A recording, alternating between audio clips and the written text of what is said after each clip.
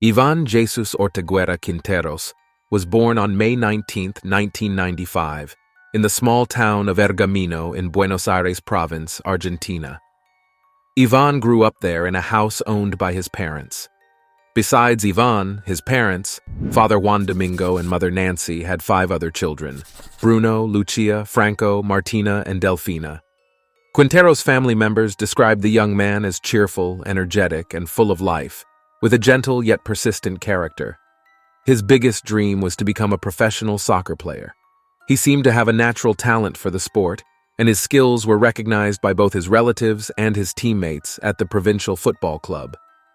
On May 13, 2011, Ivan entered into a romantic relationship with his girlfriend, Tamara Noela Nunes. Ivan and Tamara had known each other for about 2 years, and initially their relationship was purely platonic. However, as they grew older, a romantic relationship developed between them. The 2 teenagers exchanged sweet texts and photos daily, expressing their love and affection for each other. At that time, Tamara was 2 years younger than her 16-year-old boyfriend. She lived with her father, a man named Norberto Fabian Nunes. The girl's biological mother, Maria, lived separately but still saw her daughter frequently. Fabian, Tamara's father, had multiple jobs. During the day, he earned his living by laying tiles, and in the evenings, he worked shifts as a security guard at a car wash. Sometimes, he also worked at a nightclub. These jobs required good physical fitness and a strong physique, and Fabian could boast both. Often, he had to intervene in fights and resolve conflicts that occurred at the nightclub. It is worth noting that Fabian, to put it mildly, disapproved of his daughter's relationship.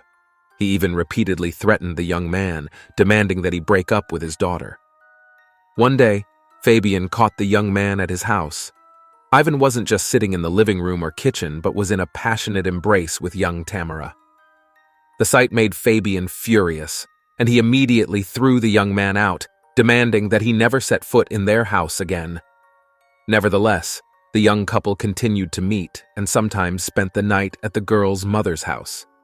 Tamara herself had an excellent relationship with both Ivan's parents and his siblings, and none of them saw a problem with the teenagers being together, unlike Fabian.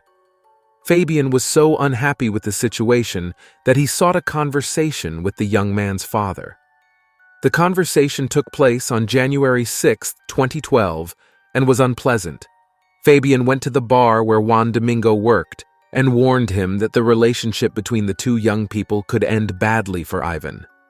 When asked why he was preventing the teenagers from being friends, Fabian replied that his daughter was having serious academic and disciplinary problems because she was spending too much time with the boy. After this conversation, Fabian repeated his previous warnings several times before leaving the house. He threatened Juan more explicitly, saying he would personally throw his son out of the window if he caught him at their house again. That evening, as usual on Thursdays, Fabian went to work at the car wash. He left the house in the late afternoon, intending to return earlier than usual. His daughter stayed in the apartment at that time. After her father left, Tamara sent a message to her boyfriend, asking him to visit her. The young couple knew they had to keep an eye on the time because Ivan had to leave the apartment before Fabian returned, or at least after he came home from work and fell asleep. However, that night, the teenagers fell asleep and woke up only in the early morning hours when they heard the angry shouts of the father who had caught them together again. Without hesitation, the girl's father grabbed the sleepy young man, dragged him out of bed, and started beating him. Tamara tried to intervene in the conflict and begged her father to stop the beating, but he didn't seem to hear his daughter's words. In the same apartment, but in another room, lived the girl's cousin, Lucrecia Nunes, and her mother, Ivan Helena. When they heard the noise, they ran to the room where the fight was happening and tried to calm Fabian down. Realizing that the man had completely lost control, Lucrecia asked her sister to call their mother and brother. Maria and her brother Nestor, who lived a kilometer away, arrived at the scene immediately. However, the arrival of his ex-wife didn't calm the man, but instead increased his aggression. He switched his attack from Ivan to the women, hitting Ivan Helena in the face and Maria in the chest.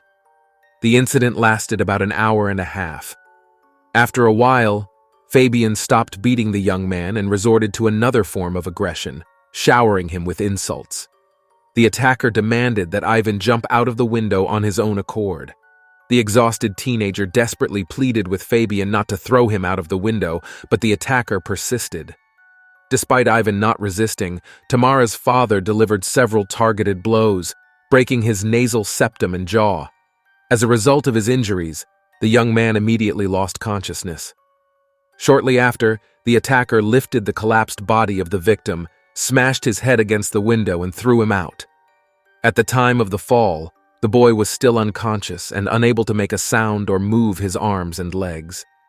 This fall resulted in Ivan's almost immediate death. This tragic incident occurred around 9:30 a.m. The police arrived at the scene shortly after the incident, followed by an ambulance requested by the officers. The doctors immediately recognized Ivan's death and assisted Tamara, who was running down the stairs. The girl repeatedly claimed that the young man had jumped out of the window. Meanwhile, the police officers went to the apartment on the 7th floor. Fabian was still there, smoking heavily and visibly agitated. He greeted the officers and showed them the room and window, claiming that Ivan had jumped out. During the investigation, several glass shards were found. While the officers inspected the apartment, Fabian spoke with his ex-wife and other relatives who had witnessed the incident.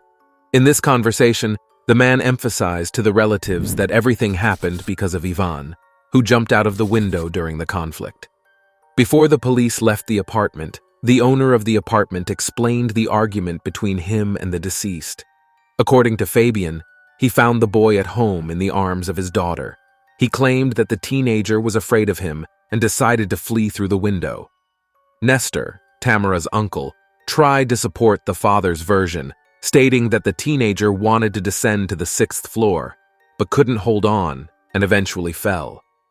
Sometime after the police officers left, Tamara left the apartment and went to the Ortiguera family's house. There, she met Lucia, Ivan's 14-year-old sister, who couldn't believe what had happened after hearing about the incident. Finally, the girl ran to her parents and told them what she had heard from Tamara. Ivan's older brother, Bruno, was the first to arrive at the scene, immediately running there barefoot after learning about the tragic event. Juan Domingo followed him by car a little later, while the rest of the family stayed home, unable to imagine the extent of what had happened to Ivan. Later that evening, the authorities took Fabian into custody, charging him with assaulting the young man and causing him serious bodily harm. The man spent only a few hours in police custody and was released after a brief interrogation. However, a few days later, after a preliminary autopsy, the prosecutor demanded Fabian's arrest. This time he was charged with manslaughter, as it was found that Ivan was unconscious at the time of the fall. Meanwhile, Tamara was admitted to a psychiatric clinic for a few days, where she received the necessary care and support. She was able to leave the hospital shortly afterward and felt better. Moreover, a few weeks later, the girl found new love. After the autopsy, Ivan's body was laid to rest in the presence of his relatives. Around 4 p.m., the coffin was taken to the municipal cemetery. During the ceremony, Juan Domingo, Ivan's father, had to see a doctor because he became ill due to the shock he had been experiencing lately. It was a very difficult and sad time for all the young man's relatives, as they still couldn't come to terms with his death. Nevertheless, the attendees showed their love and respect for Ivan and his family. At the end of the ceremony, they released several dark balloons into the sky as a sign of remembrance and farewell to the deceased. Meanwhile, the investigation into Ivan's death continued. The investigators considered several versions of the events that day. The first version was that the young man, trying to escape from his girlfriend's father, decided to flee through the window but collapsed and fell to the ground. The second version was that Fabian deliberately pushed the teenager out of the window during an argument. The members of Ortiguera's family believed the second version. According to them, Tamara's father had been following their son and threatening him with death at every encounter. More than 2 years after the young man's death on February 26, 2014, a trial took place in which Fabian's guilt was proven. Fabian had been in custody the entire time. The most important evidence was the testimonies of witnesses who lived in the apartment above the one where the incident occurred. The respondents testified that on that day, they heard screams and other noises from the walls of the building. They reported hearing Tamara pleading with her father, "Ivan, stop hitting him," and the boy's own pleas. The neighbors also recognized statements from the accused that prompted the young man to jump out of the window. One of the neighbors could generally describe some details of the conflict as she was on her balcony at the time. She observed the exact moment when the attacker pushed the victim out of the window and then checked to see if he had fallen to the ground. The woman also noted that, in her opinion, Ivan was unconscious at that time. She attributed this to the fact that Ivan made no attempt to turn around or cover his head. Finally, she stated that she regularly received threats from Fabian's relatives. Subsequently, the defendant's lawyers presented testimonies from 5 people who were members of the same family and were directly at the crime scene. They all claimed Ivan voluntarily jumped out of the window to avoid a conflict with Fabian. Tamara's mother testified that she was in the kitchen at the time of the fall and was supposedly arguing with her ex-husband. She also stated that she saw the man fall. According to her, he fell backward as if diving into a swimming pool. However, it was unclear how she could have seen this from another room. Such inconsistencies undermined the credibility of other testimonies. According to the relatives of the accused, it was unclear why the young man would commit such an act, especially whether it was caused by Fabian's aggression. The prosecution and the plaintiff's lawyers made it clear that Ivan was a balanced young man who had no conflicts with others, did not suffer from depression, and had never attempted to harm himself. The young man's relatives supported the claim that he was regularly harassed by Fabian. During the trial, it was also revealed that Fabian repeatedly threatened the deceased's father with regular visits. Psychologists involved in the case characterized the attacker as a person with a rigid character and impulse control issues. They believed that a lack of self-control might have led to the aggression against the victim. Additionally, experts found an unhealthy form of attachment between Fabian and his daughter. They noted signs of excessive jealousy towards the child. As a result, authorities filed another complaint against Fabian to determine if he had violated his daughter's sexual integrity. Unfortunately, the results of this investigation were not disclosed. During the trial, the autopsy results were revealed, showing that Ivan had fractures in his jaw and nasal septum. These injuries were most likely the result of a series of strong and targeted blows to those areas. It was established that such injuries often lead to unconsciousness. Moreover, it was determined that the nature of the injuries excluded the possibility that they were caused by the victim's impact with the ground, as the injuries would have been more pronounced. All this indicated that Ivan was already unconscious at the time of the fall, and therefore could not have escaped through the window. This explained, for example, the absence of injuries to the young man's hands, which he apparently did not instinctively use to protect himself. The autopsy also revealed that the victim's death was almost instantaneous due to respiratory arrest resulting from multiple injuries.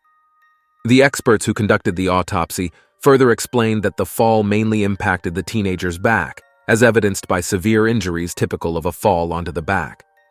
They also ruled out the possibility that the deceased climbed through the broken window himself, as there were no traces on his fingertips, indicating contact with sharp or uneven surfaces. In the final part of his statement, the expert mentioned that he had the opportunity to examine Fabian. During this examination, he found an injury on the man's wrist, likely caused by the victim's blows. Following the officials who conducted the autopsy, a representative of the toxicology lab testified. According to the specialist, no traces of illegal substances or alcohol were found in the deceased's blood samples. In other words, everything indicated that Ivan did not voluntarily jump out of the window. The distance between the young man's body and the building wall also suggested this. It was found that the fall occurred at an unnatural angle, typical of a forced ejection, rather than a voluntary jump. Calculations showed that the victim was thrown out of the window, and the fall time was only a few seconds. Finally, it was time to hear the defendant's statement. Fabian repeated his earlier version that Ivan voluntarily and intentionally jumped, stating that Ivan let go of his hands and humbly jumped out of the window. He insisted that there was only an argument between him and the young man, without any physical aggression from his side. Fabian claimed that Ivan remained conscious the entire time he was in the apartment and never lost consciousness for even a second. He also shared his daughter's words, who once told him about the man's problems caused by frequent family conflicts. In other words, Fabian tried to emphasize that the boy was acting based on his perception of the situation. The preliminary verdict was announced on March 14, 2014, at 10 a.m. At the start of the trial, it was determined that Fabian originally did not intend to kill the young man. This was due to the length of the conflict, which lasted 1.5 hours. However, according to the judges, something happened that caused the accused to lose control. Initially, he struck Ivan several times hard enough to render him unconscious. Upon seeing him in this state, Fabian decided to throw him out of the window. Based on these findings, Norberto Fabian was found guilty of the aggravated murder of a minor and sentenced to life imprisonment. Additionally, the court ordered him to pay financial compensation to the deceased's family to cover both moral damages and various court costs. In November 2016, the Supreme Court concluded the case by upholding Fabian's life sentence and excluding the possibility of further appeal. The young man's family was very pleased with the court's decision, but they will never be the same again. They have not forgotten Ivan and regularly remember him on social media and in their everyday lives. In honor of their angel, they even got tattoos, as they called him.